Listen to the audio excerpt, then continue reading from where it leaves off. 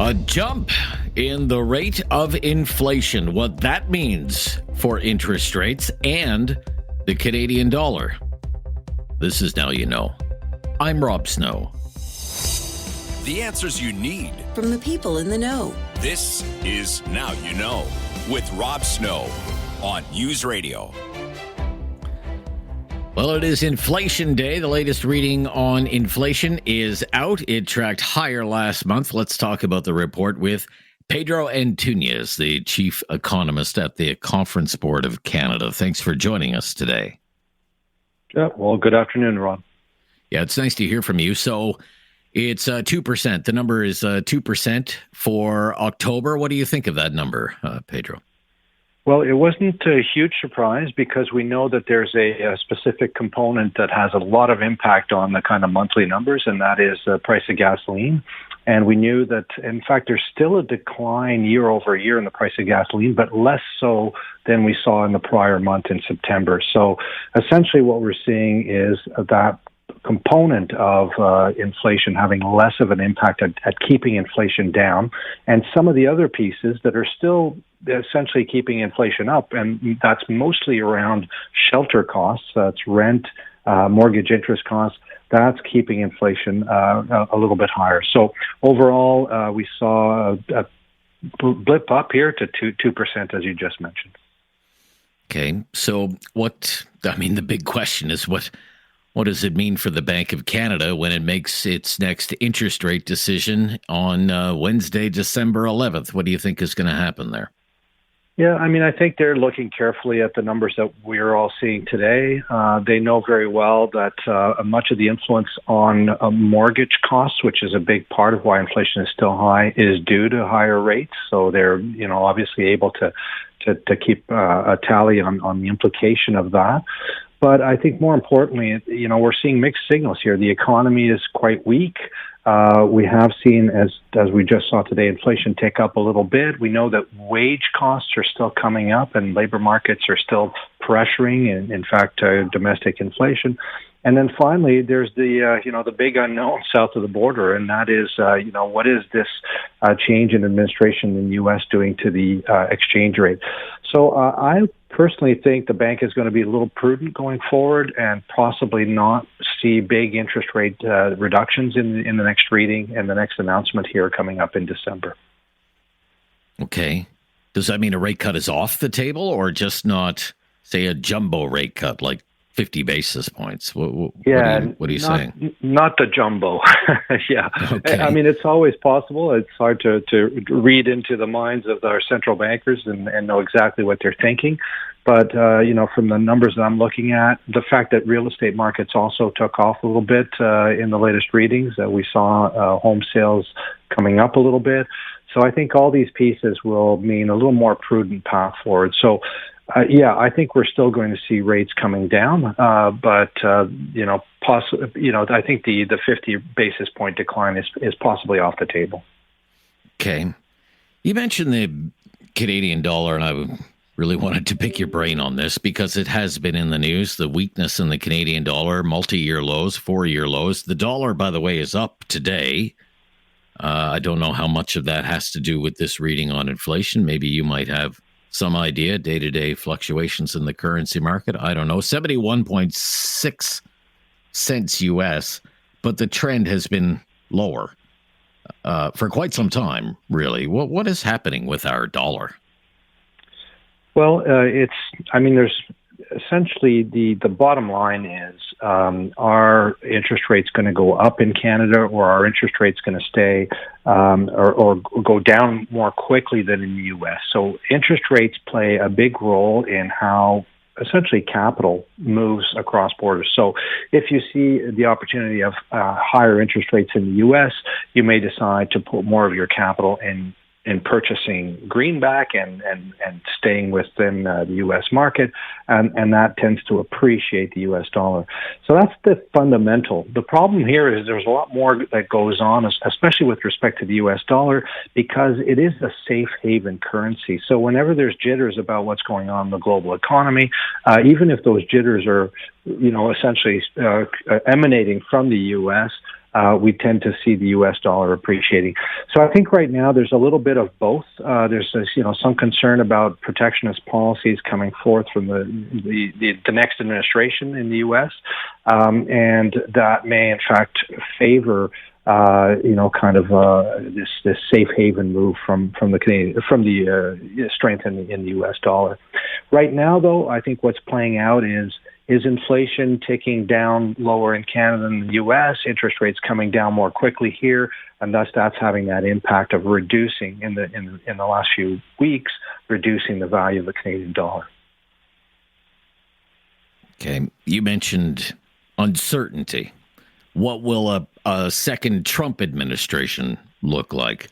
I would have to say that another big issue with uncertainty would be the geopolitical environment right now, the situation between Russia and Ukraine, for example, what's happening in the Middle East. Do you think the Bank of Canada is taking this into consideration as it crafts its monetary policy, that maybe it may be prudent to keep some powder dry, so to speak? Pedro, what do you think? Well, I mean, for the central bank, the ability to lower rates is how it can affect the economy. I think we're essentially seeing the bank towards a neutral rate, and that as we've discussed before, it's not the lows that we saw during the pandemic. It's going to be somewhere around 2.5, perhaps 2.75. So we're already not that far from what the bank would consider the neutral rate. So I think there's still lots of room to maneuver, or at least a little bit of room to maneuver, should we have another crisis. But you're absolutely right. I think right now we're seeing a lot of tensions geopolitically. We're seeing a lot of tensions on trade, and Canada, of course, is an economy that is dependent on trade. We need to have access to the U.S. market. We need to have access to the U.S. consumer and free flow of our integrated supply chains across borders. So the situation is kind of risky for Canada right now. I think we're seeing that, as we just discussed, in the value of the currency, the fact that, in fact, Canada's economy may continue to be weaker than that of the U.S. because of these protectionist policies that may surface, and that would mean, again, weaker interest rates here in this side of the border. Okay. Thank you for your time today, Pedro. Good to hear from you again. It's a pleasure, as always, Rob. Thank you. That's Pedro Antunes. He is the chief economist at the Conference Board of Canada. I'm Rob Snow. This is Now You Know on News Radio. No question goes unasked or unanswered. Now You Know with Rob Snow returns on News Radio. Well, we have a lot to talk about today, from Canada Post to excess profits taxes, with Professor Ian Lee back with us from the Sprott School of Business at Carleton University. Welcome back. Good afternoon, Rob. Well, Canada Post and its unionized workers remain far apart. We are several days into this now, strike by CUPW employees. What can be done to, in your opinion, solve some of the issues that plague Canada Post, Professor? So you're asking me a different question from what will resolve the impasse at the bargaining table. So let's go to the larger issue, which is what interests me more.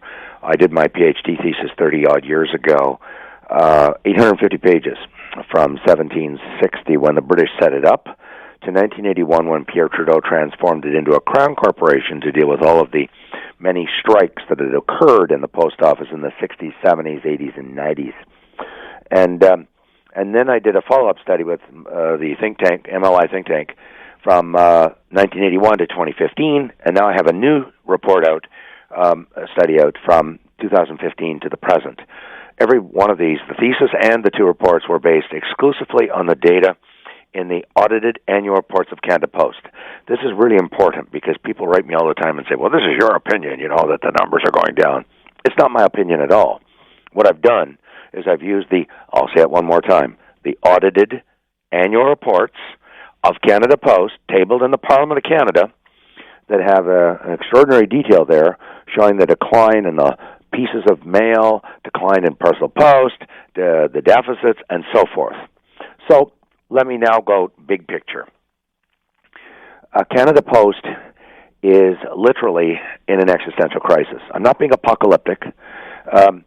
The CEO of Canada Post this summer in the annual general meeting, which I watched online, it was broadcast, said that they're going to run out of cash in early 2025. The CFO said that as well, the Chief Financial Officer. On the record, in public, said we're going to run out of money in early 2025 because the deficits are using up all their spare cash, their reserves. And they will have to be bailed out because they will be out of money to pay their bills. There's 65,000 employees, amongst other things.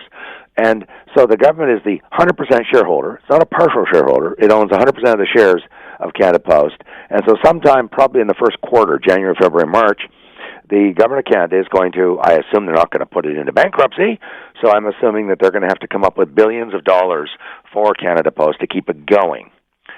And secondly, the CEO at that same annual general meeting said what I've been saying for over 10 years in my reports. I've been saying that the post office is not sustainable. It's in a long-term decline that's going to end up with it vanishing if something isn't done to restructure it. So the CEO said the post office was built and they hired enough people for a post office that would deliver 5.5 billion pieces of mail a year.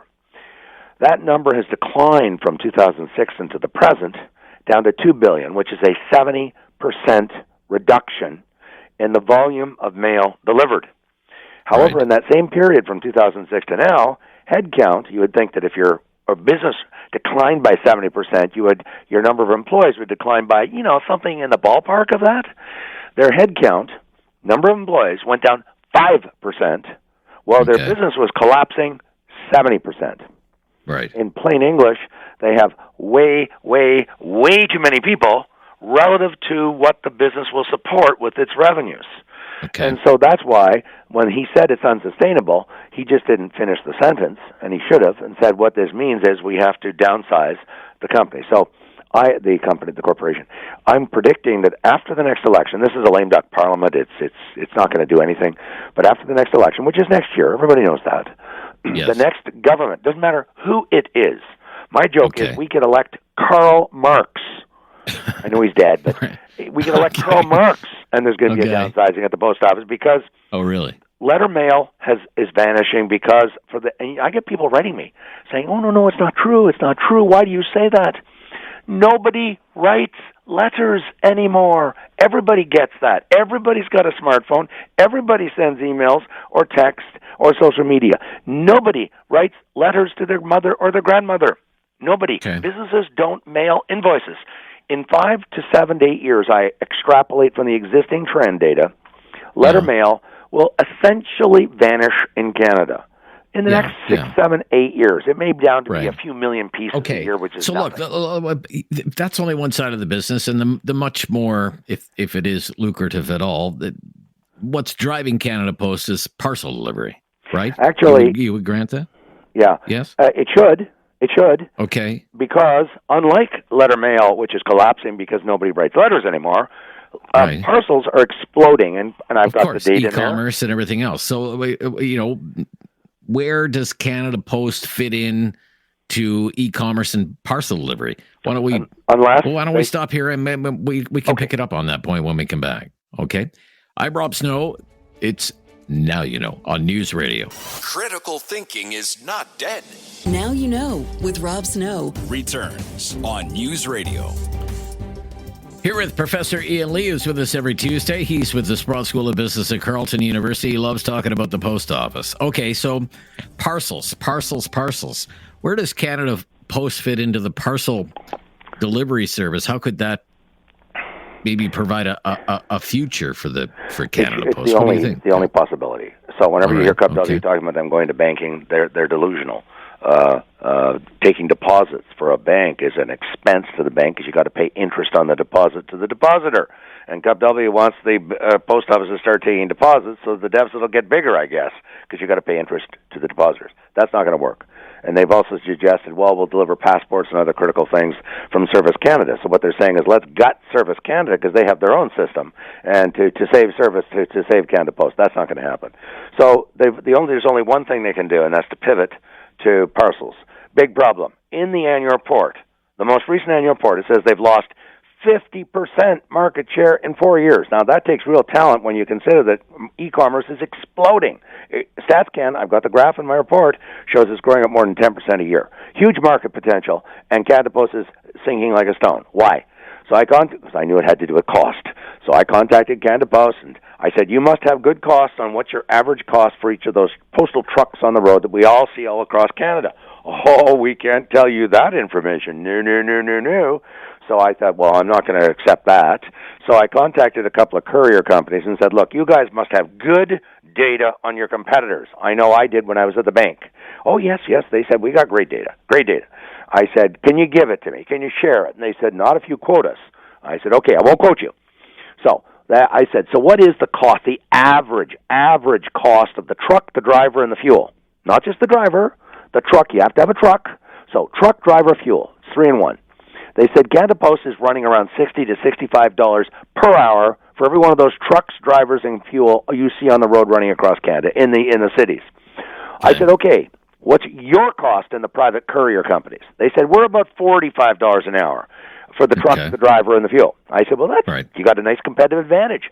No, long face. No, we don't. I said, what's wrong? Well, the gig drivers, they've come in telecom, the ones that deliver with their own car. They're $25 an hour. I said, good God in heaven. So Canada Post is $65 an hour, and the gigs are $25 an hour to deliver the same identical parcel. Now, I learned arithmetic when I was in public school many, many years ago, and I understand that 25 is way smaller than 65. And guess what? The e-commerce companies can figure that out too. So what have they done? They've switched en masse from Canada Post to the gigs. This is in the annual report, by the way, of Canada Post, so that's been corroborated. Not the dollar of the difference, but they've said the gigs are taking our business. Well, why are they taking their business? Because they're a lot cheaper. So this is why Canada Post at the bargaining table is saying they want to hire part-time workers to work on the weekends, which Club W people don't want to do. And if they do work on the weekends, they get paid time and a half, and which it makes them even more uncompetitive. And so Canada Post wants to hire part-time workers at much, much lower rates to compete with the gigs. And Canada Post, Club W, I'm not trying to blame Club W, I'm just simply saying they're at an impasse. Club W is saying no, and Canada Post is saying that if they don't become competitive in parcels, they will be out of the parcel business very soon. I agree with the arithmetic that they've already lost 50% of their market share, and give them another 2 or 3 years at that gap, that competitive gap between $25 an hour all in roughly versus 65, and they will be out of the parcel business, and they're already exiting, or the letters business is declining day by day, year by year, because everything is digitizing. So they are on the edge of the precipice. Edge of the precipice. Okay. It'd be interesting to see how long this lasts, actually. So close to Christmas. Thank you for your time this week. Always great to hear from you and talk Canada Post with you, Professor. My pleasure, Rob. Speak soon. Thanks. Yeah, bye-bye. Professor Ian Lee with us every week from the Sprott School at Carleton University. The Newsday panel is coming up right after the news. Much to discuss today with our panelists. Lots happening in politics in Ottawa and beyond. This is News Radio.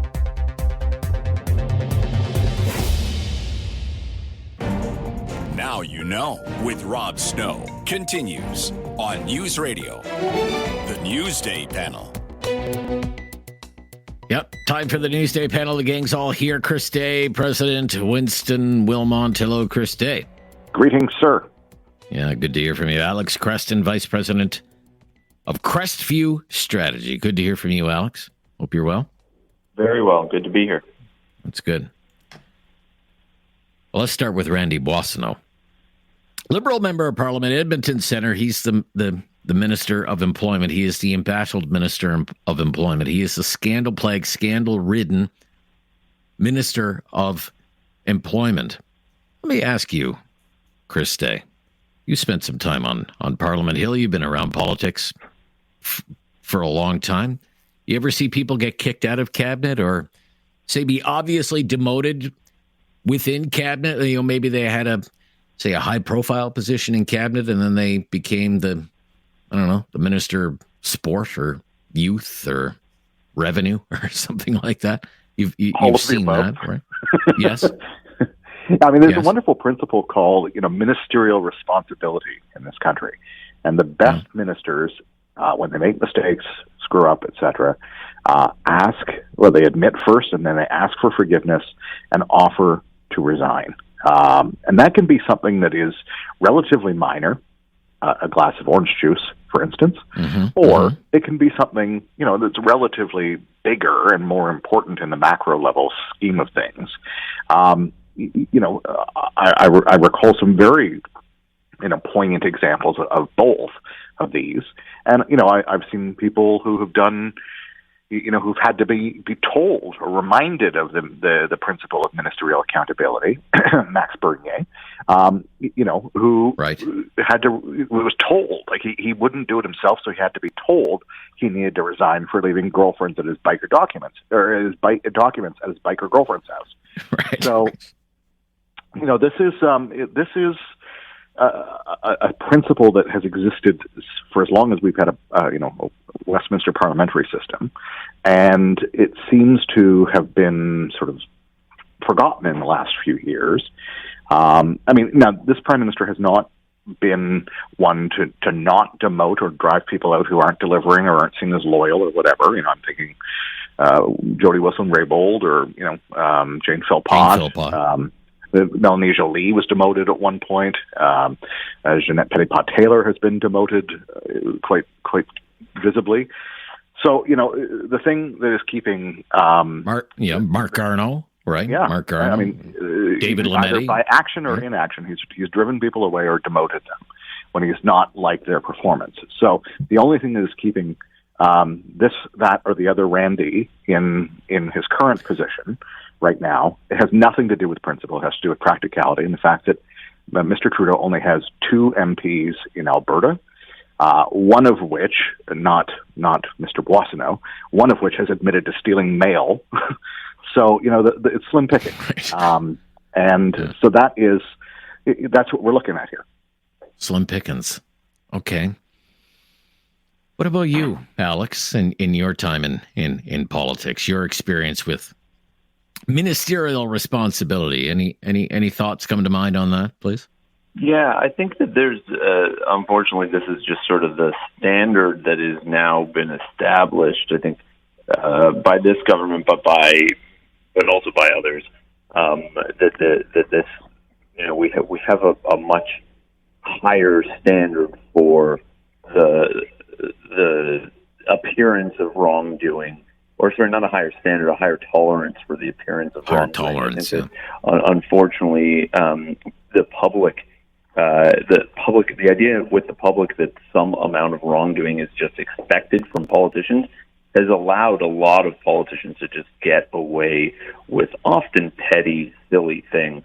And I think back to the Harris government in Ontario, where they had a really good standard for if there was an accusation, if something needed to be investigated, the minister would step down, an investigation would take place, and the minister would come back once they found that there was no wrongdoing. So I think that there's a way that this could be handled politically a lot smarter, where you say, we don't think there's anything to see here. Out of an abundance of caution, we're going to, have someone else step up into this position for a short period of time, and then, we can't wait to welcome, the minister back to their position afterwards. That's, of course, if you believe that they haven't done anything wrong.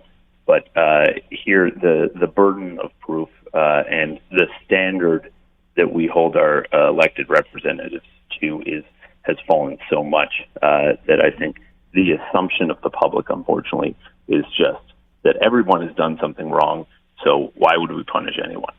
Right. So Mr. Trudeau held court with the media today at the G20 in Brazil. He was asked about the troubles back home with Randy or the other Randy, and let's listen to Mr. Trudeau here. A company once owned by Minister Boissonneau is under investigation by Edmonton Police on fraud allegations. There are questions about that company and his connection to that company. He recently had to apologize for appearing to claim indigeneity. Can you explain to Canadians then who've been reading all these reports why you still have confidence in Minister Boissonnault? Minister Boissonnault has addressed these and will continue to answer directly for those.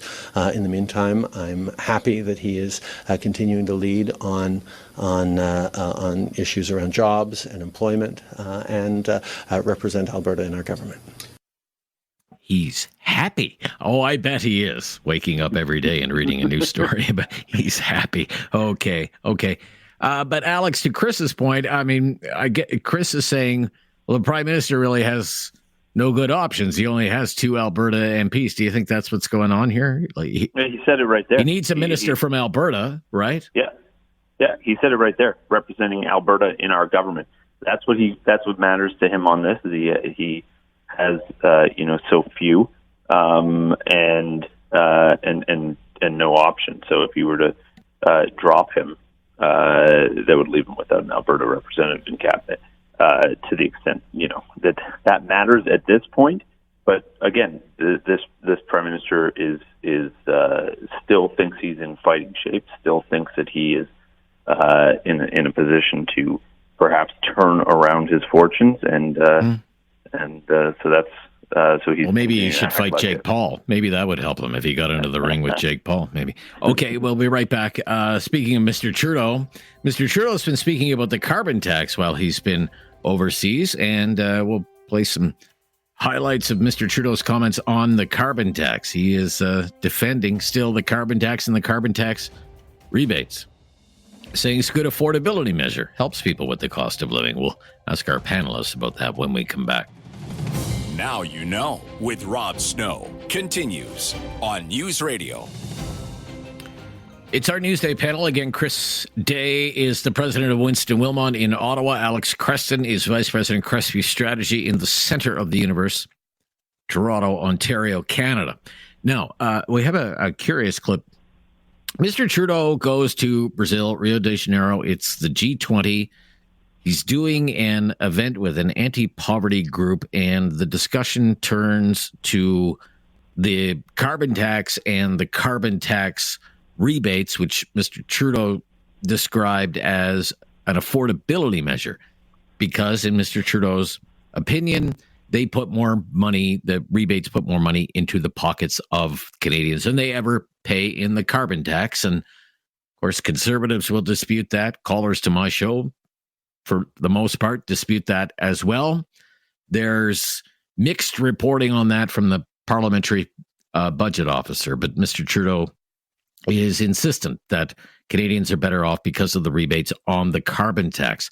Now, this is a curious clip, soundbite of Mr. Trudeau speaking about the carbon tax at the same event, because his critics are saying it suggests Mr. Trudeau cares more about the carbon tax than he cares about Canadians struggling with the cost of living. Let's play the audio of this, please. David, go ahead. It's really, really easy when you're in a short-term survive. I got to be able to pay the rent this month. I got to be able to buy groceries for my kids, to say, okay, let's put climate change as a slightly lower priority. And that's something that's instinctive. When the storm comes, you want to hunker down and just sort of huddle up and wait for it to blow over. We can't do that around climate change. And unfortunately, we have an awful lot of political amplification of the kind of narrative that is directly opposed to that. Okay. I find that interesting. What do you think about what Mr. Trudeau is saying there, Alex? Well, I think the Prime Minister understands these trivial matters like paying your rent or feeding your kids very academically. Right. He discusses these things. Don't lose sight of the big picture now, okay? Having a roof over your head and food in your belly. Don't lose sight of the big picture. This is all an academic exercise to him. He does not know what it's like to not know if he's going to be able to pay the rent. He doesn't know what it's like to not know about paying the food, and he doesn't know people who know what that's like. And then even climate change. He understands dogmatically that he's supposed to talk about it as if it's an existential threat, as if this is, World War II and we have to put everything else on hold because the planet is at stake. Does he act that way in his personal life? Well, no, because this is all very academic. This is how he approaches these things. This is how he thinks. He's saying it all out loud. And when he goes on the global stage, he feels even more free to talk about these things and sort of wax on about them in that very academic way. Yeah, he seems to be in his element, that's for sure. Chris, what do you think about what you just heard? So I thought this was an AI deepfake until I realized that, exactly to Alex's point, that this is what Art does when he goes into these international settings. He does these sort of breathy, voiced explainers of life's trials and tribulations to us all, and how his path is the better one. It really is very curious, because it consistently reinforces that he's out of touch, and reminds everyone, "Hey, I'm rich." It's incredibly condescending, and this would have had a lot more credibility if he honestly believed that he wouldn't have done what he did last year, about this time last year, when he exempted home heating oil from carbon tax in Atlantic Canada for polling reasons. He did that because he was facing a caucus revolt. If he honestly believed what he just said in the clip that you just played, he would have said, "Make better choices or freeze, you plebes." So, it's this inconsistency, it's this condescension, out of touch. I think this is going to be one of those things that comes back to bite him in a soon-to-be-produced conservative attack ad. Oh, maybe. Okay, let's play what he said yesterday. We played this yesterday as well, on how the carbon tax is a good affordability measure because of those rebates. Go ahead, David. Actually has become a way of helping with affordability, of putting more money in the pockets of people who are struggling. Because when we talk about fighting climate change, everyone has the sense that, oh no, big businesses and millionaires are going to find ways around it. And it's always hardworking consumers and ordinary folks that bear the brunt of the changes. And what we've had to do in Canada, what we've successfully done, is change that dynamic so our fight against climate change goes hand in hand with affordability. We've successfully done that. It goes hand in hand with affordability. Do you think Mr. Trudeau can prosecute that case in an election campaign? He says he wants to talk about that in the election. Do you think he can successfully prosecute that case in an election campaign, or is the verdict already in on the carbon tax? What do you say, Alex? Yeah, I think the verdict's in on this. It's the exact opposite of the picture that he tries to paint here, where somebody who can afford to wait till they get their rebate check might end up better off. I still don't think so, but might end up even not having that much of a burden on them. It's the person who is, a single mom working downtown, who lives in the suburbs and has to drive the car, who is paycheck to paycheck, who can't wait for that rebate at the end of the year, who pays the brunt of this cost. Mm-hmm. Okay. A very quick comment on that, Chris, if you don't mind. Homeless encampments, 2 million people at food banks, people 2 weeks away from bankruptcy tell a very different story than the one Mr. Trudeau tries to tell on the international stage. Right. It's not a success on affordability. Okay, when we come back, we'll talk about international affairs, obviously, at a G20 meeting with all of these world leaders there. Ukraine is top of mind. What's happening now between Ukraine and Russia, the decision by the Biden administration to allow Ukraine to use long-range weapons to target Russian sites. So we'll get into that when we come back. This is News Radio. There is no question Rob won't get answered. Now you know with Rob Snow continues on News Radio. We don't have a lot of time, but I must ask you, Mr. Trudeau's been very steadfast on the need to support Ukraine. He was asked today at the G20 if he supported the decision from the Biden administration to allow Ukraine to use these long-range American weapons to target Russia. And Mr. Trudeau said that he did. What I want to know, Chris Day, how could things change for NATO's resolve to support Ukraine under a second Trump administration? Entirely, dramatically, and quickly. We're day 1,000 of the Russian invasion into Ukraine. This decision probably could have or should have come earlier, were it not for a pesky little thing called the American presidential election. And now that we have an incoming new president, the outgoing president is trying to make a mark, and others are willing to follow suit. Okay. Alex? Yeah, I totally agree with both the Prime Minister and with Chris on this. This is glad to see this is coming, and it's unfortunately it is a little late, but I think that we are going to, sooner than later, probably early next year, see a negotiation begin between Russia and Ukraine, and Ukraine's going to need to make sure they have as much leverage as possible in that negotiation. Okay. It's great to hear from both of you today. Thank you so much. My goodness, there's a lot happening in the world. Great to have your thoughts on it. Yeah, we'll speak soon. Chris Day is the president of Winston Wilmot in Ottawa today. Alex Creston with Crestview Strategies in Toronto. Now, the Talkback is coming up right after the news at the top of the hour. Our topic today is inflation. It is Inflation Day, and we have a lot of questions about inflation.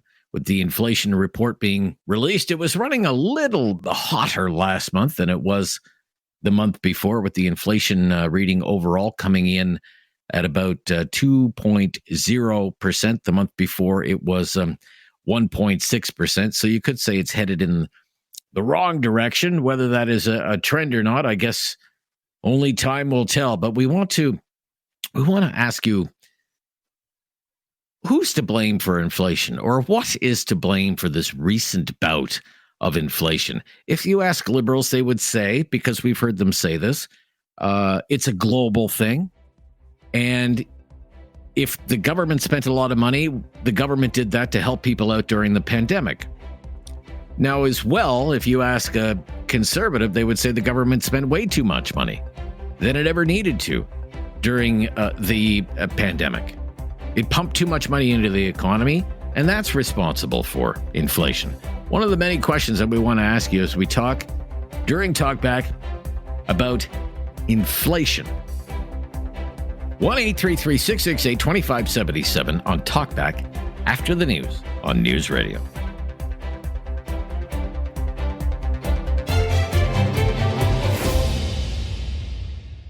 It's time to talk back. On Now You Know with Rob Snow. Call now. And have your say. 1-833-668-2577. Welcome to Talkback. 2 hours of debate and discussion on the big issues of the day. And today we're going to talk about inflation. Lots and lots of questions for you about inflation today at 1-833-668-2577. That's our call-in line, 1-833-668-2577. So the inflation report released today by StatsCan, the reading comes in at 2%. Okay, higher than the month before. It was 1.6% the month before. But I would point out there was a time when the inflation report came out and the reading was 2%. A lot of people would shrug, not really pay much attention to it. 2% inflation, just about normal. But these are not normal times. It's very clear a lot of people need some relief by way of lower interest rates. We have people renewing mortgages, people with lines of credit, and there's a lot of anxiety out there about the interest rate environment, where interest rates go from here. Totally understandable. So we want to come at this business of inflation from a few angles today. And one of them is, what is responsible, in your opinion, for this recent period that we've been through with higher inflation rates? What caused that, in your opinion? 1-833-668-2577. If you asked a liberal politician, I think they would say, because we have heard them say, inflation, that's a global thing. And Canada is not the only country in the world that has had to deal with higher inflation, especially because of the pandemic. It's been a problem all over the world. And while, yes, some of it may be caused by an increase in government spending during the pandemic, it was the government's decision to shut the economy down, so the government had to spend money to help people get by during a very difficult economic time. But inflation was a global thing, global event. Some of them beyond the control of Canada sparked inflation. What do you think about that? Or do you think it was government overspending that caused inflation in Canada and maybe some other government decisions as well? I think if you asked a conservative politician in Ottawa what caused inflation, they would say the government spent way too much money. During the pandemic, it put too much money into the economy, and that's what caused inflation to be so severe in Canada. What way would you be inclined to lean? What line of thinking would you be more likely to believe? Inflation was mostly a global thing, and yeah, the government spent a lot of money, but needed to spend that money because people needed help during the pandemic. Or was this more of a made-in-Canada situation because the government spent way too much money beyond what was needed despite the pandemic? So that's kind of one angle of the inflation discussion that we hope to explore today with your help at 1-833-668-2577, 1-833-668-2577. The other is inflation then and now. Inflation then and now. David and I were kind of kicking this around today in advance of the show. I mean, the truth of the matter is this is not the first time Canadians have had to deal with inflation.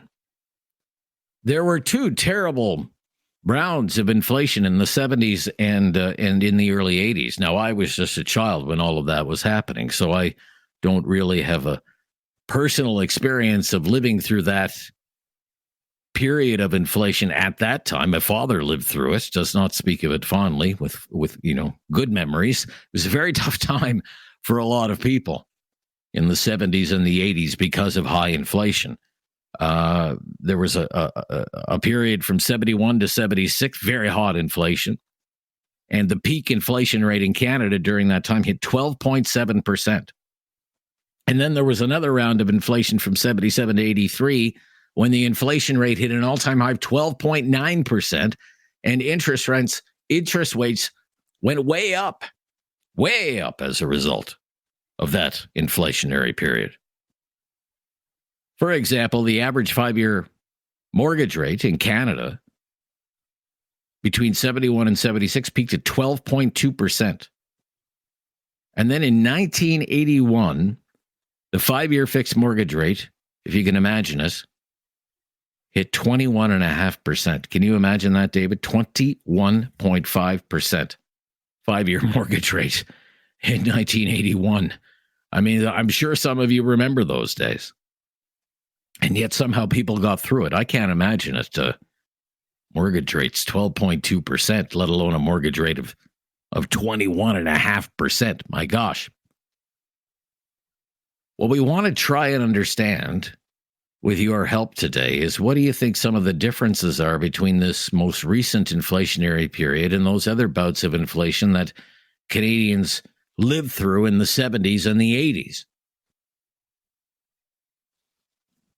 Why were so many people able to make it through the other side of those inflationary times of the 70s and 80s, and yet now so many people are having such a hard time coming out the other side of this inflationary period, having such a hard time making ends meet? What are some of the differences, do you think, in your opinion? Give it some thought. And then give us a call. We'd really love to hear from you today. We were thinking about a few things today. Inflation now and then, thinking about wages keeping up with inflation, thinking about housing prices, thinking about access to credit in the 70s and 80s versus, say, 2022, and lifestyle choices, spending habits, these sorts of things. Really love to know your thoughts on the topic. These last few years, because of inflation, it's been hard on a lot of people.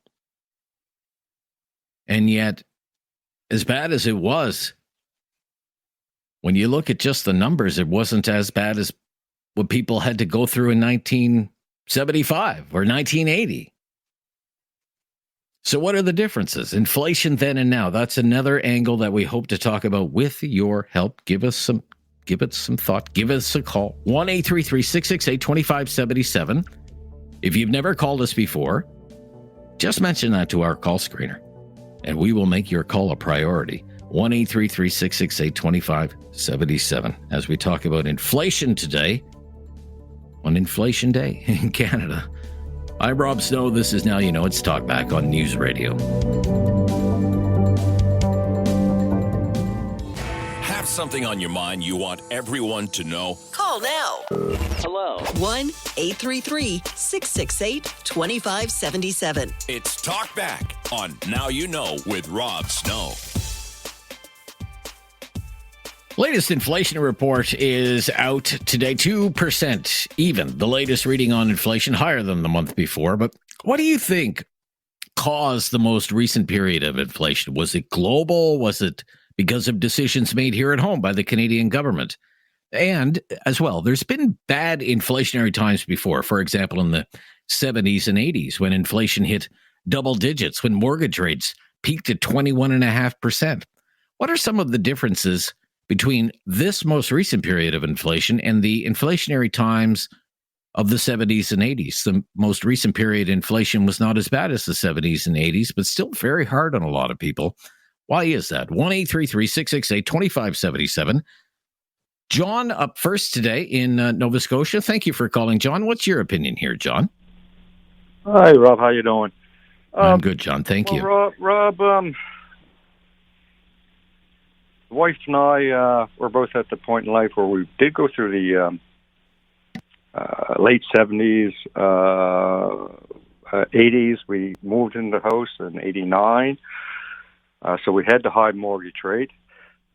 The major difference between now and then, regardless, and this is, I get a joke when people complain about the mortgage rates. It's not the mortgage rates that are high; it's the cost of everything else. Okay. You know, and that's my take on those years. Let's face it, every corporation, right from your Bank of Montreal, Bank of Nova Scotia, to the Irvings, to the Sobeys, to the food suppliers, they're making huge profits. Okay. And yes, I know. Great to make a profit. That's what business is all about. But it's got to come to a point where all governments of all nations, countries step in and say, okay, you know what? It's out of hand. We're not solving the poverty issue. The gap between the extremely well-to-do and the not well-to-do is growing at a very fast pace. We got to do something. Probably there should be a limit to how much you can profit. Okay. Very interesting. So corporate greed. Do you think a big difference between what then and now is corporate greed? That's a huge part of it. Yes, it is. Rob, when we went through this pandemic, we still got COVID around, there's all kinds of it around. The government shut the country down. I was one of those workers that were still working. It was a very surreal traveling back and forth to Halifax to do that. But Mr. Trudeau and all the other politicians says when it's over, we're going to come roaring back like a lion. Things will settle back down. They never did. It's like taxes, Rob. Once something goes higher, it never comes back down, like the HST. And so... All right. Corporate greed. Okay, thank you. Okay, thank you, John. I just have jam-packed phone lines here, and I want to fit in as many calls as I can. To Rick in Nova Scotia. Hi, Rick. What's your opinion today on this topic, Rick? Look, good, Rick. I lived through the 70s, 80s, and the current round of inflation. And I agree with many of the things your previous caller said. One of the most important things is that where the baseline was before the inflation started. And give you an example, I bought a new truck in November 74, and the first time I filled it up, 70-liter tank, or 16 gallons, it cost 10 cents a liter. So that wasn't very much, and compared to today, it would be well over, like it costs $9 to fill the tank. So today it would be well over $100. Okay, so there's a huge discrepancy there. The second thing was your age is important in terms of inflation, where you are in your stage of life. So at that particular point in the 70s, I was still in my 20s. But come the 80s, we just turned 30, and that was when you usually look to buy a house, and you've gone from a rental to an owner, and the first house we bought, which we could probably sell for $500,000 today, cost $40,000, and the interest rate was 12.5% or 13%, and because the actual amount was so low, it didn't make really a big difference. I mean, a 5% mortgage sounded like so housing prices were a big difference then, right? Housing prices were a big difference then. And the other thing is, people did not expect, for instance, if you were a renter, if you rented, like, say, a lower flat in a house, it came with nothing. It didn't have a fridge and a stove. It was basically empty. You had to put the stuff in it. Now, today, people expect 5 appliances: washer, dryer, dishwasher, microwave, stove, and fridge. Okay? And if you don't have that, you go, wow, what's going on? So anyway, the expectations are much lower. Now, today, the inflation rate is small, okay? But all the prices that are being inflated are really high. Just one other point. Are much higher. Speaking of mortgages, and I'll just wrap it up here. If you have a variable rate mortgage and the Bank of Canada rate drops, your mortgage payment doesn't drop. What drops is the interest principal split. And a lot of people don't realize that. People who've had fixed-term mortgages for a long time expected, including me, expected their mortgage payment to go down when the Bank of Canada rate went down. But today, the big difference between then and now is the consolidation, or your previous caller touched on that, the corporate power that has been corporate power. Okay, all right, interesting. All right, okay. Corporate greed, corporate consolidation, the quest for profit. So far, that's an opinion that's out there. I'm sure we'll gather many more as we make our way through the day here. Have something on your mind you want everyone to know? Call now.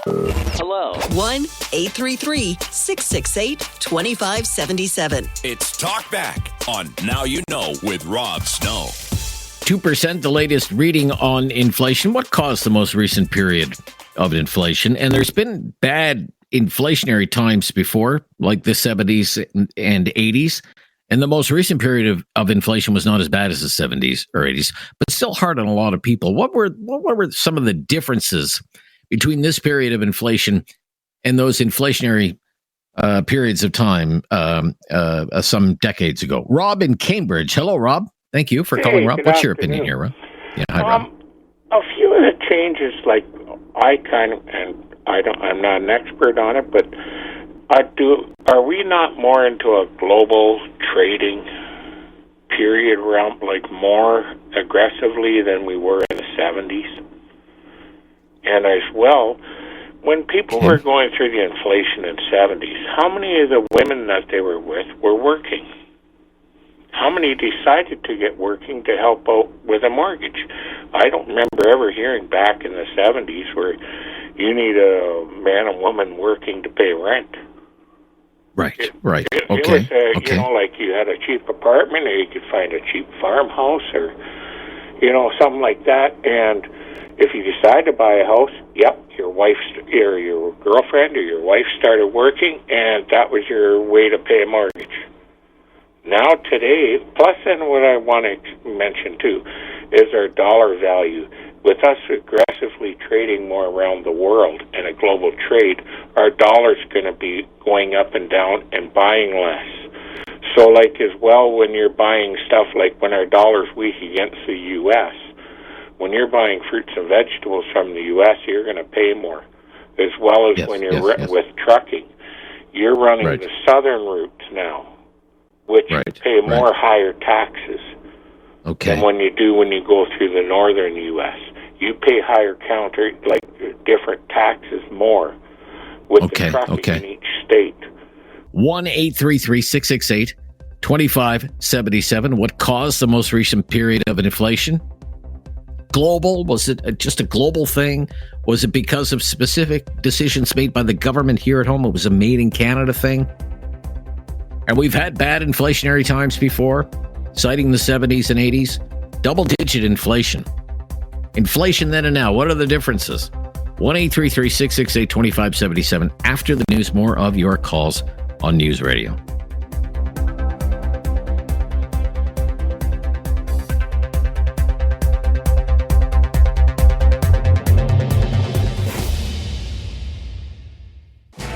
Something on your mind you want everyone to know? Call now.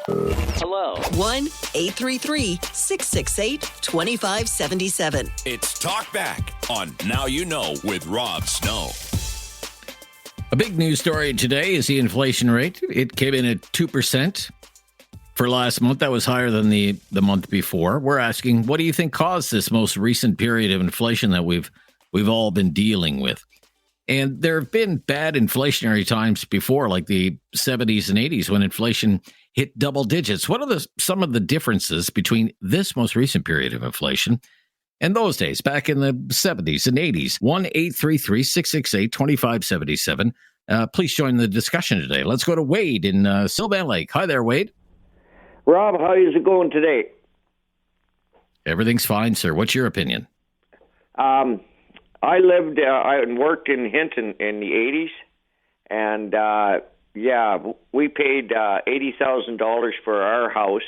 I think our mortgage payment was $800 a month, and I used to cringe every January when we would get the statement from the bank saying how much principal we'd paid and how much interest. I can't imagine what the people are looking at today. But further to that, I live in a 100-year-old house here in Sylvan Lake. I've got no insulation in my walls. Like, I ain't making this up. There's no insulation in my walls. My heating bill isn't any more than anybody else's. I have a washer and dryer Maytag from the 1980s. It's still in there working. It never misses a beat. I just currently, not too long ago, bought a new fridge and stove. Cheapest, most plain things I could get. There's no fancy things on it at all. Very affordable. I do not have a smartphone, and I'm never going to get one. And which brings me to Ian Lee's comment about everybody's got a smartphone. Well, that's not true. I know I don't. Anyways, we have no dishwasher. You are the exception, not the rule, Wade. You know. Well, right. I'm just saying, we got no dishwasher. We got a microwave and a toaster, and and we just we live.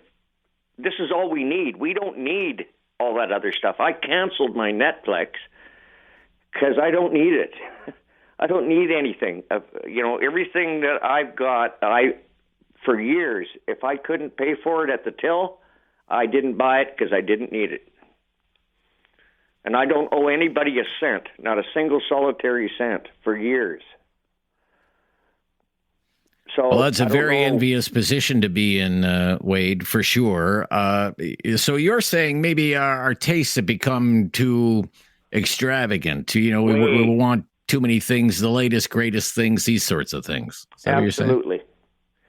The smartphone thing, if we're turning this world into a place where nobody will be able to exist without an electronic device, they should be free.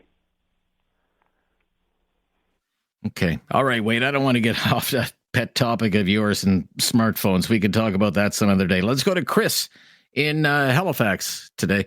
Hi, Chris. Thanks for joining us. What's your opinion on the topic of inflation today? No, Chris dropped 2 there, Rob. Everyone's being very impatient today. My goodness. Okay. All right. Well, that's okay. Let's try Al in Alberta then. Let's go to Al. Hi there, Al. How are you, Rob? I'm good, Al. Thank you. I'm fairly long in the tooth. I'm a lot longer in the tooth than you are. But anyway, in 1973, I bought a new home, a 4-bedroom, a small bungalow, a 4-bedroom, only about 1,300 square feet, and I paid $33,000 for it. I sold it a year later, and I got $40,000 for it.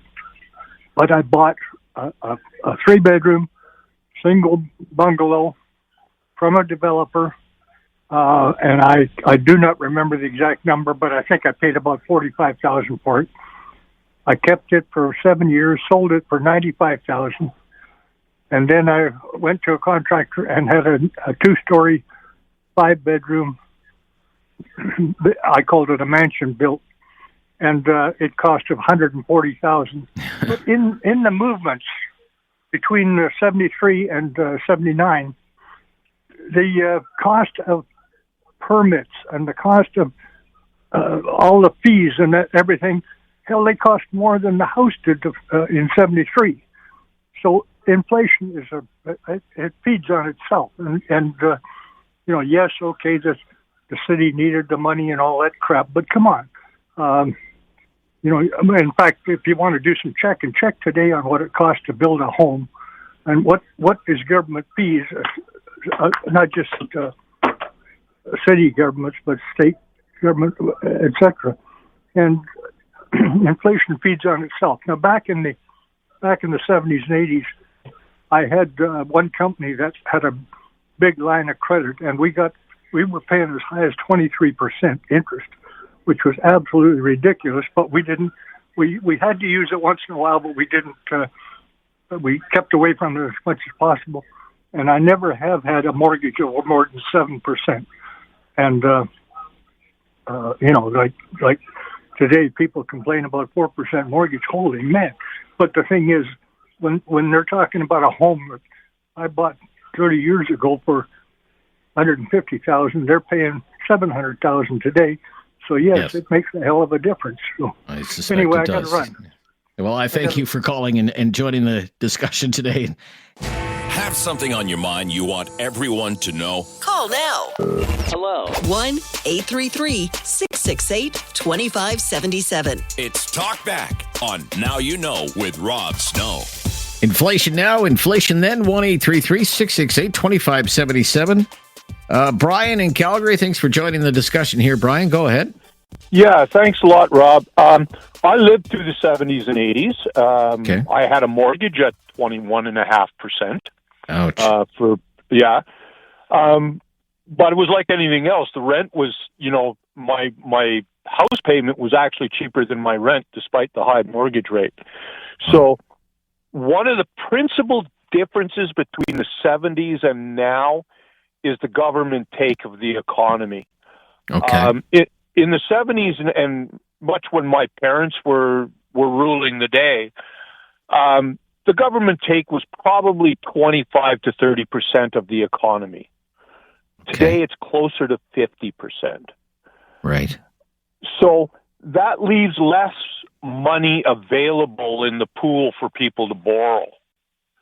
Right. Okay. And that creates upward pressure, even though the interest rates have been relatively low for a long period of time. Credit was reasonably tight for a long period of time until the pandemic, and then it was just like everybody let the taps flow. And the pandemic is probably one of the big causes of what's happened. I mean, the federal government printed $350 billion. There was 1 year where we had a $350 billion deficit. Yeah. And so consequently, what's happening is, there was a huge distortion in the economy, and that's what caused the inflation this time. What caused the inflation in the 70s, as I recall, was outright government borrowing. So there wasn't a pandemic then, there was a pandemic now, but still the same problem existed. There was a tremendous amount of government borrowing. And so the system could not accept people's demand for more credit out of the pandemic, and that, I believe, is what caused a lot of the rise in the sudden shock in the interest rates, because it went from, you got to remember, it went from 0.5 all the way up to 5. So essentially, your interest rate increased by 10%, 10 times. Big shock for a lot of people. Yeah. So that's big shock. The difference. That's the big difference, and that's where the mortgage rates and that we're seeing so much more hurting. Very interesting call. Thank you. Thank you. Good way to end the hour. We're back with hour number 2 on inflation right after the news on News Radio.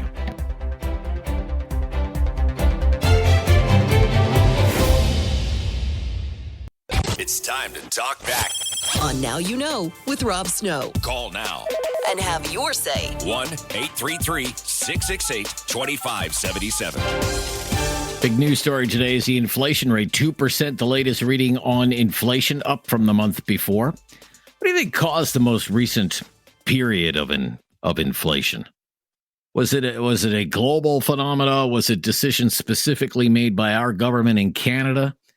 And there have been bad inflationary times before, the 70s and 80s. Inflation hit double digits. Mortgage rates peaked at 21.5% in 1981. What are some of the differences between this most recent period of inflation that hopefully is over and the inflationary times of the 70s and the 80s? 1-833-668-2577. Linda on the line in Calgary. Thanks for calling, Linda. You're on the air. Go ahead. What's your opinion? Hi. Hi, Linda. I don't have any facts, figures, or solutions, but I do have some opinions from experience. Okay. In the 70s, 80s, we were raising 4 children. Mm-hmm. My husband was working in oil and gas. I eventually started doing daycare in my home to make ends meet. Our oldest born in 77, our youngest in 84. So, yeah, we were in the middle of it, 23% mortgage. Oh, my gosh. I think there's a couple things. First of all, my opinion is that the printing money freebie as fast as you can during pandemic didn't help. Okay. And I don't have any facts, figures, but I just cringed every time there was another handout for money. Anyway, but Okay. I think a big part of it too is expectations. When we got married, we didn't expect to have the same size house, the same appliances, the same everything as our parents did. We worked up.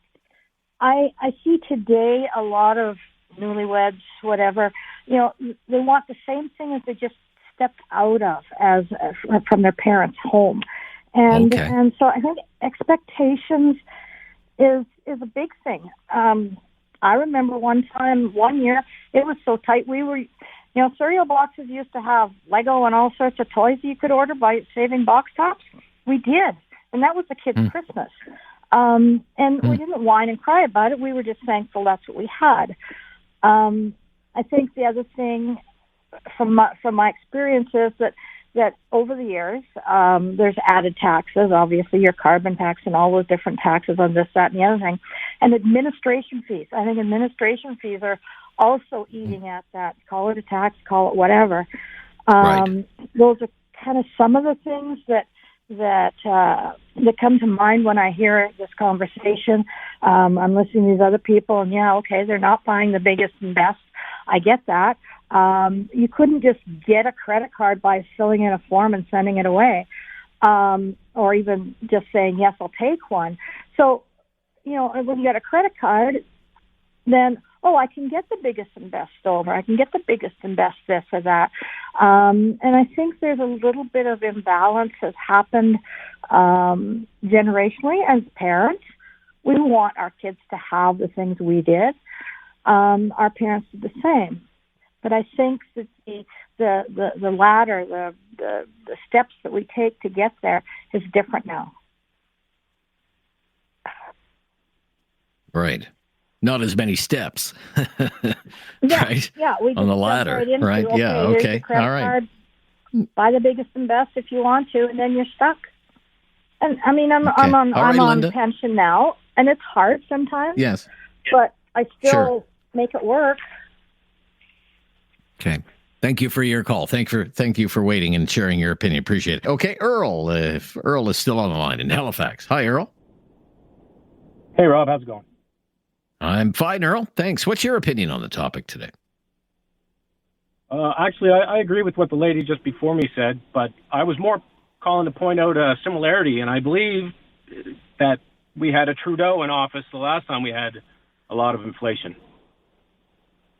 And well, that would have been true, yes, for all of the 70s and early 80s. Pierre Elliott Trudeau was the Prime Minister of Canada. Yeah, true. So I don't know if you can draw lines between the two, but I mean, a lot of social programs, a lot of printing money to pay for those social programs, and a lot of inflation because of it. So that's a similarity that I see, just as a 47-year-old person who listened to his parents always talk about how low the interest rates were. For me, I used to pay 20% interest. I never had one under 10. Blah blah blah blah blah. All that stuff. So True enough. I bought my first house in '98. I think my interest rate was 4.7, and that was apparently a high interest rate for somebody around my age at that time. But so I've in my lifetime we've seen higher interest rates, and I guess they're going to go back down. But I just wanted to throw out there that we did have a Liberal government in office, I believe, at the last time we had this issue, and it's not as bad this time. But I guess everything's relative. Yep. Also had bad inflation in the United States at that time as well in the 70s and 80s. Very turbulent time in the world. I mean, I was just a child when all of that was playing out. I really didn't worry about such things. What was going on internationally in 1976. I was just a kid. But when you read about it, I mean, what really got the trouble brewing both times: food price shocks, energy price shocks. In 1973, there was really bad weather. Food prices jumped more than 18%. And there was a war in the Middle East as well. Yom Kippur War quadrupled the price of oil, caused a massive increase in gas prices. And by December of 1974, the inflation rate in Canada was 12.7%. There was a terrible recession. And the 5-year mortgage rate over that period of 5 years, it peaked at 12.2%. You can imagine going to your bank, renewing your mortgage, and the banker tells you, Mr. Snow, have we got a deal for you? How does 12% sound? How does 12%? Can you imagine? My gosh. All right. Thank you for your call, Kevin. We'll stop here and be right back on the phone. So if you're on the line, just hang on the line. Okay. I'm Rob Snow. We're talking about inflation today here on News Radio. Have something on your mind you want everyone to know? Call now. Hello. 1-833-668-2577. It's Talkback on Now You Know with Rob Snow. Okay.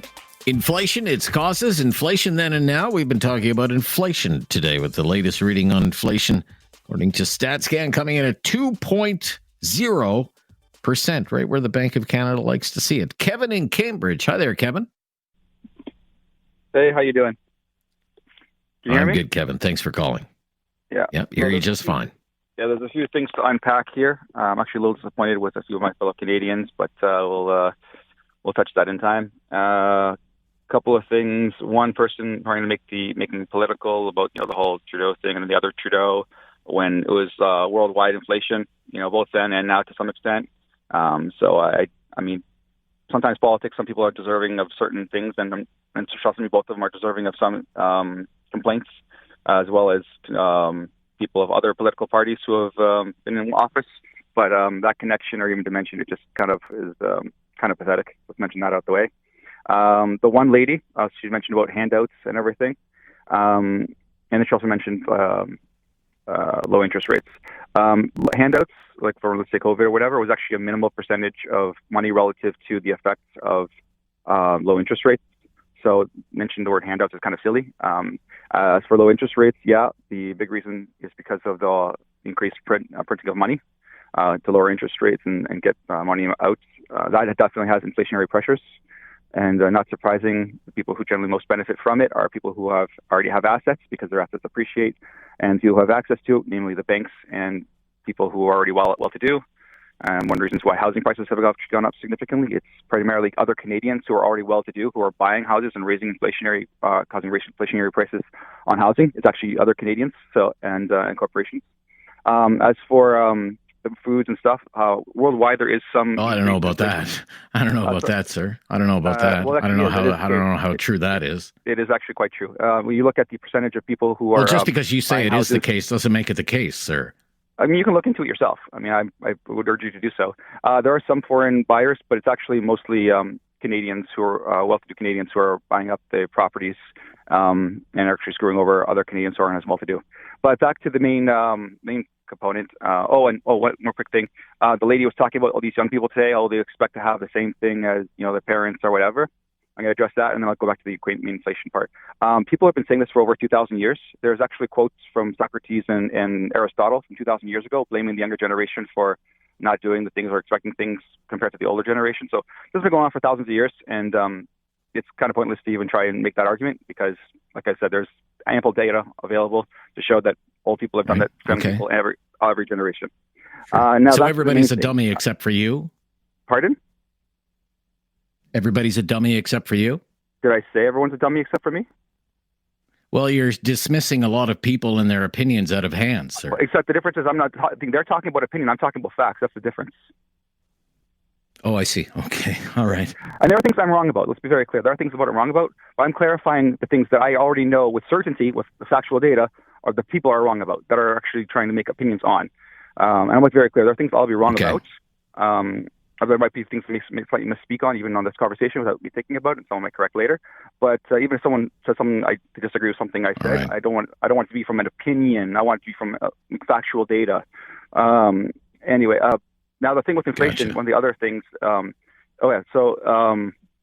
inflationary pressure from the increased money supply, right? But the greater one, especially for consumer goods, is actually corporations' profit margins.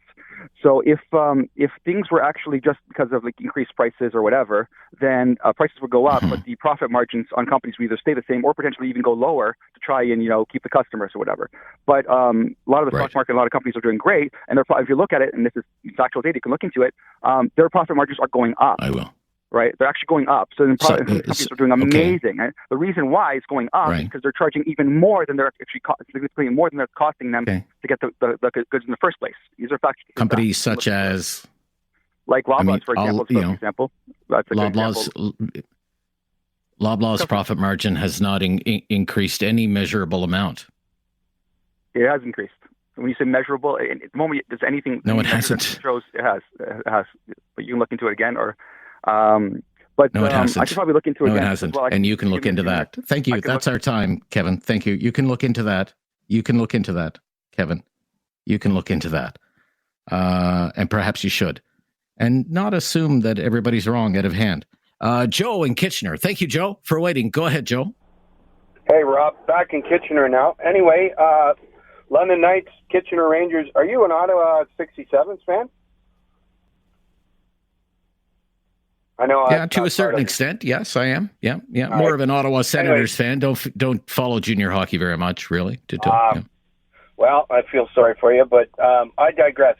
Back to the subject. I find it fascinating that 20 people could eat a 20% mortgage back in the 70s, as opposed to a 7% mortgage on $750,000 today.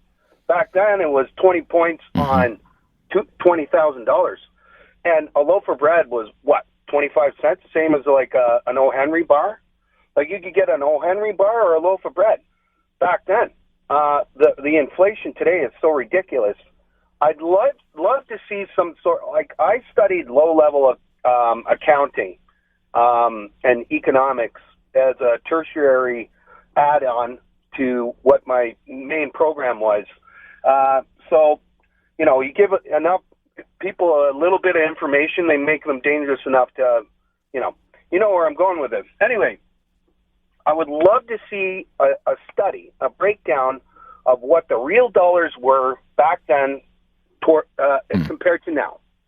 Because 7 points on a $750,000 mortgage is a whole lot different than 20 points on a $20,000 mortgage. It's just an observation, and I'm fascinated by the disparity between the 70s and right now. So that's my point, Rob, and I'd really love to see somebody come up with a study and break it down dollar for dollar, real dollar for real dollar, then versus now. Thanks, Rob. Yeah, that's why. Yeah, it's part of the reason I'm interested in this topic, and I think you've hit it. I'm just wondering, how is it people made it through with mortgage rates of 20 and 21% versus now, so many people are struggling. So a lot of people can't even get mortgages when the mortgage rates are at 7%, just totally priced out of the market. Okay, be right back. I'm Rob Snow. It's Talkback here on News Radio. Have something on your mind you want everyone to know? Call now. Hello. 1-833-668-2577. It's Talkback on Now You Know with Rob Snow. On inflation now, on inflation then, 1-833-668-2577. Inflation, the topic of the day. Jenny in Calgary. Thanks for waiting, Jenny. Hi there. No, Jenny. Let's go to Bill in Calgary. Hi there, Bill. Hey, Rob. How you doing? I'm good, Bill. Thanks for calling. Good. So, Rob, I just wanted to talk about what you've been talking about the last few minutes. So I want to put things into context. In 1980, my father purchased a house for $130,000, and interest rates went to 21%. Now, he was a senior executive for a bank, I won't name which one, but it was one of the big five. He made a good living, probably made about $50,000 a year at the time. And, I remember nights where he was practically crying over the mortgage payment and the interest rates, and he was a banker. So, I don't know what to say about that. But what I would say to today's purchasing power versus back then, you have to take into context everything that goes into owning a home. So for example, my utility bill for electricity and water and sewage and garbage, for example, is regularly $350 a month. Okay. Yeah. 25 years ago, I would have been surprised if it was over 100. Okay. Communication is another huge one. I have TELUS for my home services. I have Bell for my cellular. There's only myself and my wife and my mother's phones on my line. Almost $500 a month. And it's to watch 6 channels and have internet. Internet used to be like $25-$30. When's the last time you saw an internet package for less than say $80 to $90? Right? These things cumulatively add up. Right. Look at people's car payments now. $800, $1,000, $1,200, and we're not talking a Porsche. We're talking a Ford, whatever. Yeah. Sort of a thing, right? Well, it's not just that. I mean, one of the things I was thinking about today, I was looking at ads for car loans, like 96-month car loans. Yeah, well, this is it. I mean, when I was a kid, if you could get 5 years, you were doing pretty good, right? But so it's not just the cost. And then when you look at the actual cost of housing, one of the biggest impacts on the cost of housing right now is the land value. I mean, you couldn't get a lot in Calgary for a starter home for less than $250,000 right now, and then you still have to build the house, and you still have to pay all the fees and everything else that's going into getting the license and the permit and everything else, right? So, this is right. I think this is the great travesty of our time is that we've let inflation creep on everything, and as we've incorporated more services into our life to make our lives easier, we've also exponentially increased the cost of having those conveniences, right? So that's, I think, one of the big problems. And then I think at the end of the day, corporate Canada is definitely in many ways, shapes, and forms taking advantage of us. My gas bill from natural gas hasn't really gone up overly in the last 5 years. I mean, it's a little more expensive, but it's not that much more expensive. But my MX bill, my TELUS bill, my Bell bill, I mean, land taxes, these things have just gone through the roof compared to what I used to pay. All right, we got to wrap it up there. Good points all around. Thank you, Bill, as always, in Calgary. Back right after the news. Final 30 minutes of Talkback on News Radio. Have something on your mind you want everyone to know? Call now. Hello. 1-833-668-2577. It's Talkback on Now You Know with Rob Snow. I'm talking about inflation today. The inflation report out today, so it's a big news story. And, we've been noting it's not the first time that Canadians have struggled to keep up because of higher rates of inflation. We've been talking about those inflationary periods of the 70s and 80s, part of the factors that went into that. Inflation in Canada through this period, it peaked actually about 2.5 years ago, June of 2022, so about 2.5 years ago, at 8.1%. And it's been steadily declining since then. There have been some bumps along the way, like today's report, for example. Inflation last month, 2%, whereas the month before it was 1.6%. But it was much higher, as I said, between 71 and 76, it peaked at 12.7%. The real run was 77 to 83, inflation peaking at an all-time high in Canada, 12.9%. That's the all-time high, 12.9%. So I guess, we should be counting our blessings that inflation is running at 2% these days.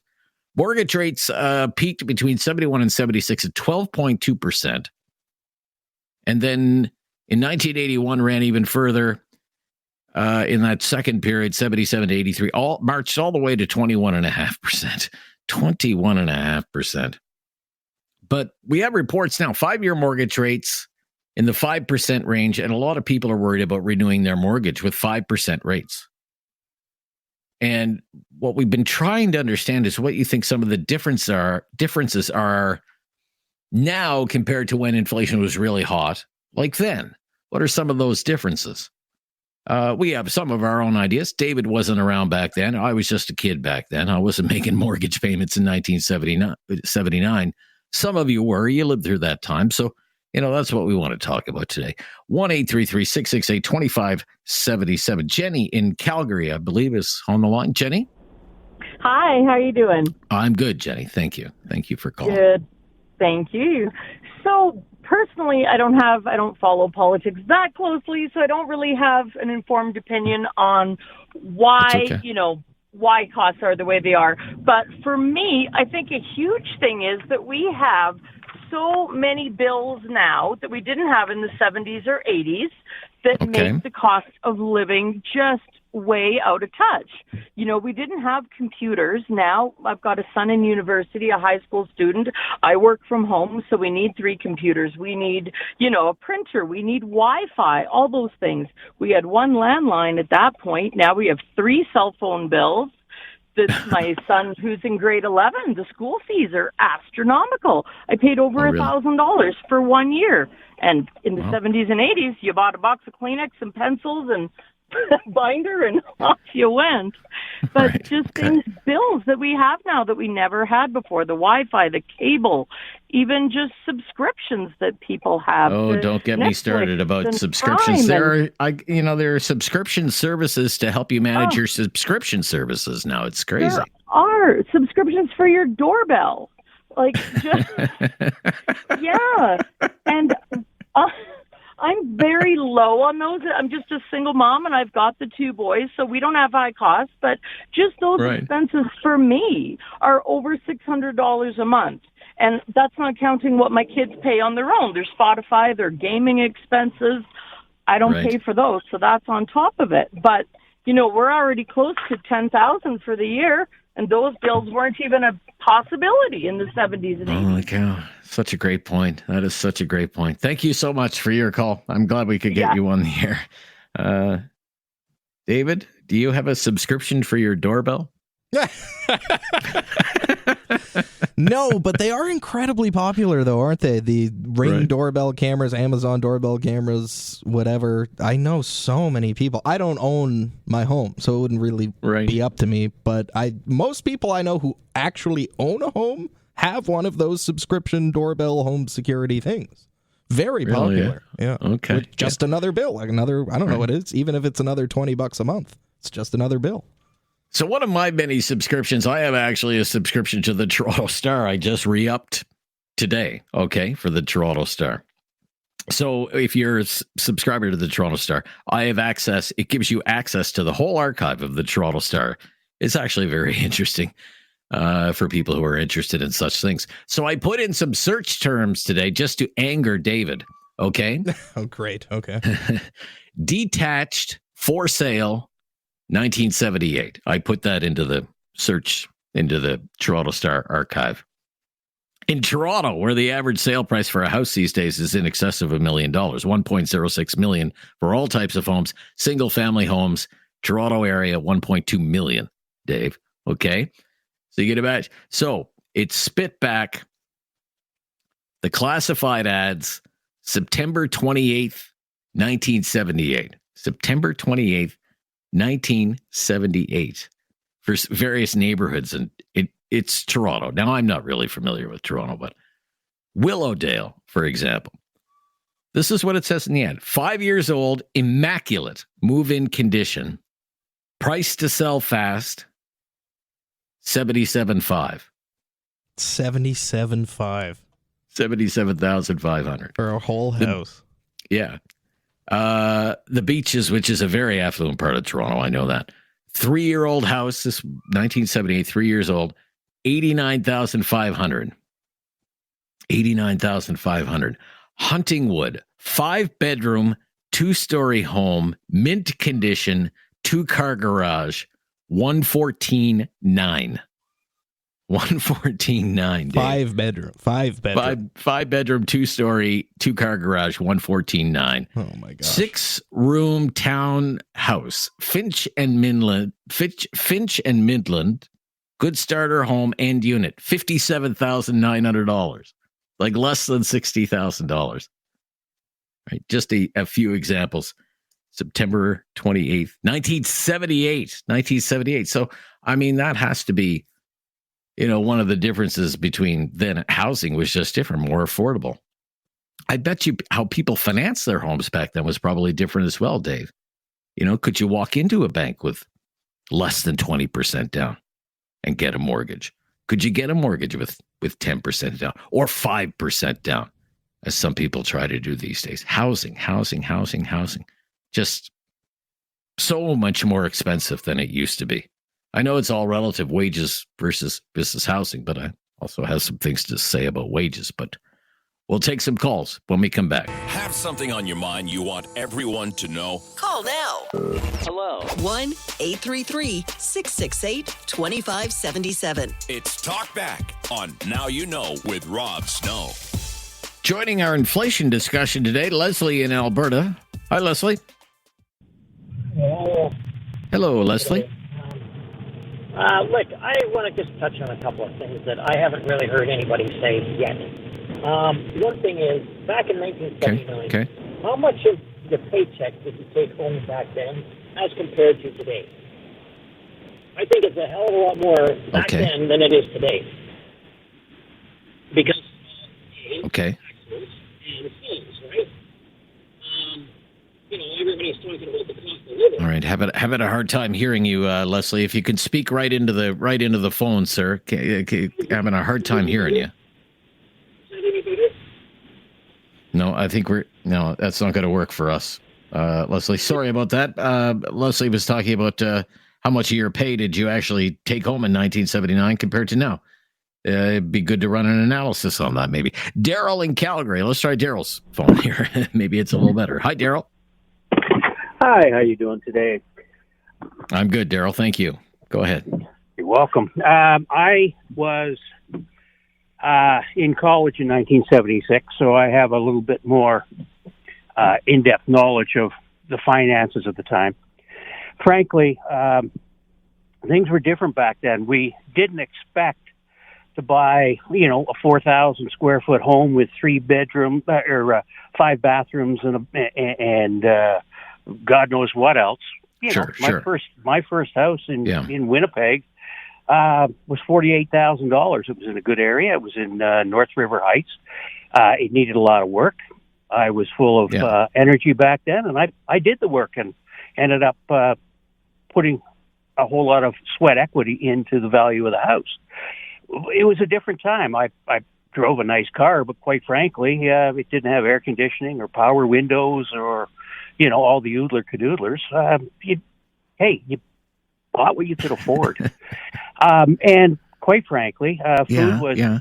But I don't think like somebody like David, and I would ask David to jump in here. Just hold on, Daryl. Just hold on, because I don't think there's David trying to save for his first home. David's in his 20s. I don't think David's looking for a 5-bedroom, 4,000 square foot house. Dave, gosh, right? No, 1 bedroom or 2 bedrooms would be fine by me at this point. Well, that's what ours was 850 square feet, 2 bedrooms up. 1 bathroom. There were 2 bedrooms built in the basement. So I suspect there was probably 3 kids in the house plus the parents. I realize that not everybody is like that today, but there is an expectation that, you need the big house, you need the fancy car, you need this, you need that. They're all expensive. Now, having said that, I retired 6 years ago, and quite frankly, my household expenses have gone up about 40%. And you look at that and you go, oh my goodness. Yeah. But, things like internet charges, recycling charges, you name it, everything keeps, and it all adds up. And so it's difficult for kids these days, I realize. But you know what? Suck it up, Buttercup. I took over a 15.5% mortgage in 1981 and thought I'd died and gone to heaven because interest rates were closer to 19-20%. Now, on the other side of that coin, to balance that out, I also had not much because I was just starting out, but I had money sitting in GICs that were paying me 13.5%. Wow. Yeah. So, it's all we don't make the money on the GICs and blah blah blah. This day and age, we did back then. Everything was right through the roof. I wish I had about $500,000 back then. Would have been sitting real pretty at that point. I wish I had $500,000 right now, Daryl. Thank you. Yeah, but just on wages, wages, and this kind of brings it, right back into the news of the day. Canada Post strike. As one of the demands from Cup W. Thank you for your call. Canada Post wants cost of living adjustments payments worked into their new cost, their new contract, their new collective agreement with the employer if they can reach an agreement with the employer. COLA payments, cost of living adjustments. Now, people of a certain vintage will remember those. Those used to be fairly common back in the high inflation days of the 70s and the 80s. Cost of living adjustments, COLA payments, as they were known. And the Canada Post workers want this in their new contract. But there was a time when workers, primarily unionized workers, wouldn't only get an annual raise, then they would get a cost of living adjustment, another raise, an adjustment to reflect the rate of inflation so that they could keep up with inflation. My father, I remember him telling me he used to get those when he worked for the phone company in Nova Scotia back in the late 70s, cost of living adjustments. The Canada Post workers want them now. I suspect Canada Post is probably going to tell them to go pound sand on that. But, have wages really kept up the way they kept up with those rates of inflation back in those days? I wonder what you would say to that. 1-833-668-2577. We will be right back with a couple of more calls, and then we'll wind this Tuesday edition down, talking about inflation today on News Radio.